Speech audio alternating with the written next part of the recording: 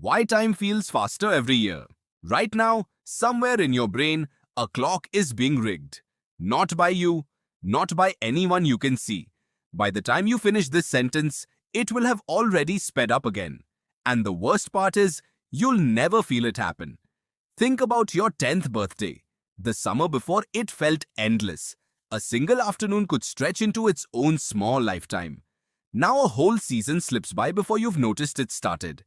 Why does the calendar feel like it's accelerating beneath your feet? Most people blame being busy. That's not it. Psychologist William James noticed the real reason over a century ago.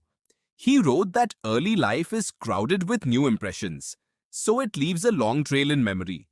Adulthood repeats itself, and repetition compresses time into something thin and forgettable. Your brain isn't measuring seconds, it's measuring novelty. And it's been quietly editing your life this way the whole time. Here's where it gets stranger. Your brain doesn't have a built-in stopwatch.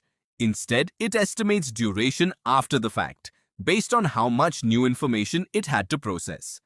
A trip full of unfamiliar streets and new faces gets stored richly, with detail piled on detail.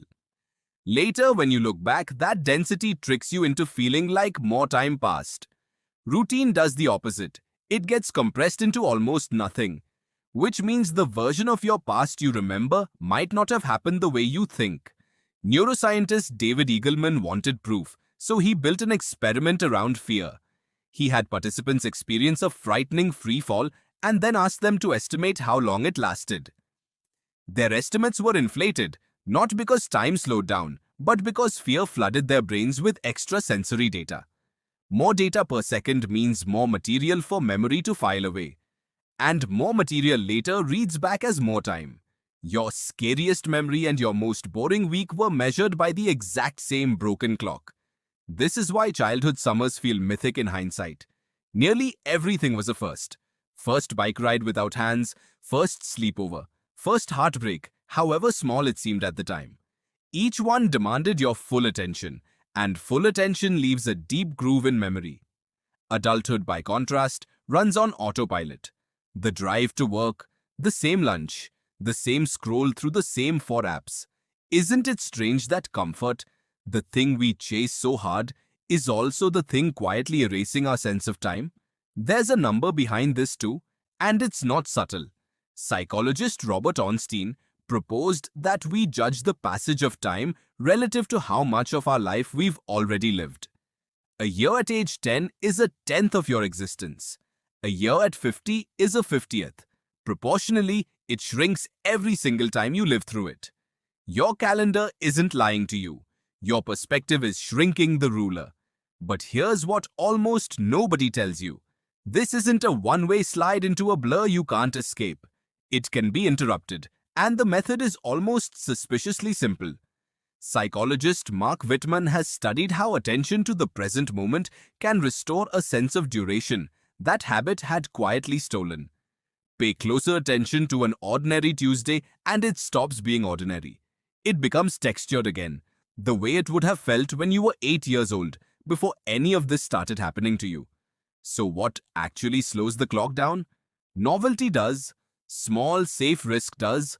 Learning a new skill does, because your brain has to work harder to encode something it hasn't seen before. Travel does this too, which is part of why a single week away can feel longer in memory than a month spent at your desk. The pattern is always the same. Time doesn't expand because more of it exists. It expands because your mind had more to hold on to. Here's the part that should genuinely unsettle you. As routines harden with age, your brain begins pruning what it predicts rather than what it actually senses. It starts filling in gaps with assumption instead of perception. That's efficient. It's also how entire seasons vanish from memory, replaced by a vague sense that the year happened somewhere to someone who looked a lot like you. You don't have to let it keep happening quietly.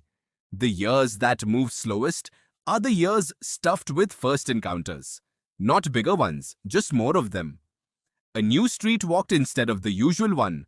A new conversation instead of small talk on repeat. None of it needs to be dramatic. It only needs to be unfamiliar enough that your brain has to actually show up again. Because here's the truth. And it's the only part of this that really matters. Time was never speeding up around you. You were the one who stopped looking closely enough to notice it was still there. What's one new experience you've always wanted to try?